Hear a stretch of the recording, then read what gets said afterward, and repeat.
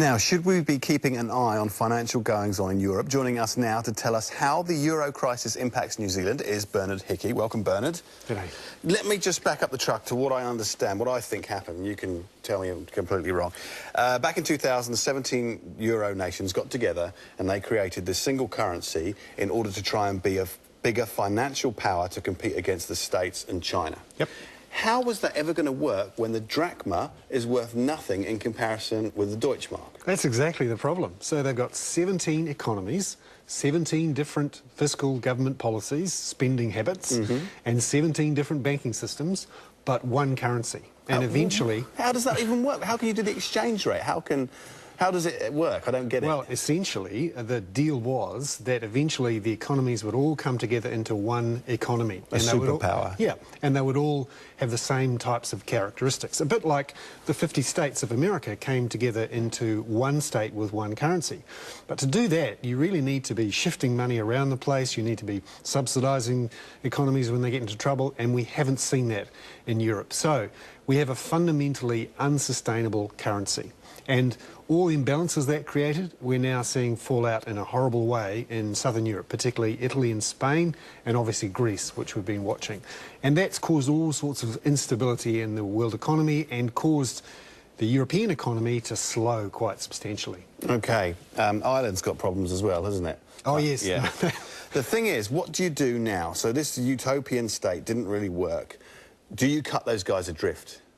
Well, that's what people are talking about. Do we let Greece, or does Europe let Greece fall out of the European Union?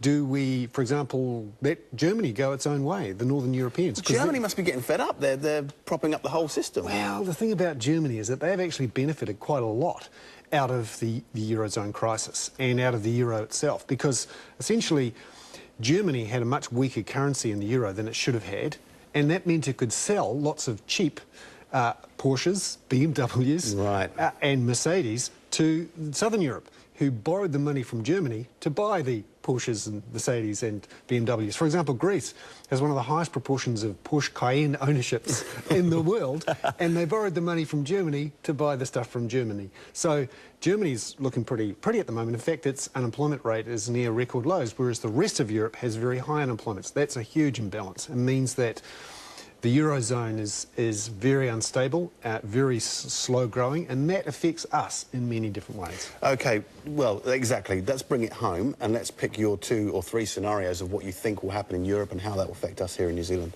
So for the last 2 years, they've been muddling through. So whenever there's a crisis, they print some money, they blow money at it and hope it goes away and keep things stable.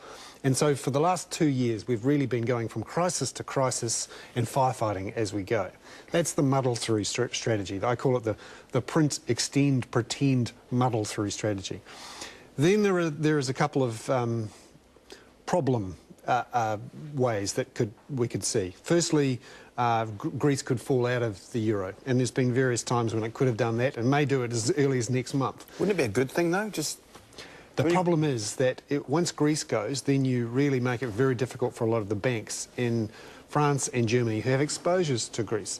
And when one of them goes, people ask the question, well, if one of them can go, maybe they can all go. Maybe Italy and Spain could go, Portugal, Ireland, and then it's a real mess. We're talking about the implosion of the European banking system and a depression in Europe. There's no 2 ways around that, if we get to that state. Right, and if we get to that state, then it's going to affect us because it affects China. Mainly, that's the way. So now, New Zealand doesn't trade that much with the Eurozone anymore. About 7% of our trade goes to Europe, much lower than a lot of people think. We do most of our trade now with Australia and with China. And that's where the connection happens. When Europe slows down, that slows down China, because Europe is China's largest trading partner. And so that's what we're seeing right now in China, is some slowing growth there, not so many imports. Remember, we export to China, and so does Australia, and that's the key thing. When China slows, Australia slow, we slow. Very quickly, Bernard, because we've got to get to the news, but what should we be doing? Should we be buying houses? Should we be sitting tight? Should we be scared? I think we should sit tight. We're in a much healthier position than the rest of Europe. We should watch it and be careful whenever you make decisions about borrowing money. Be a bit cautious, because things could get tough in the next few years. Thank you very much.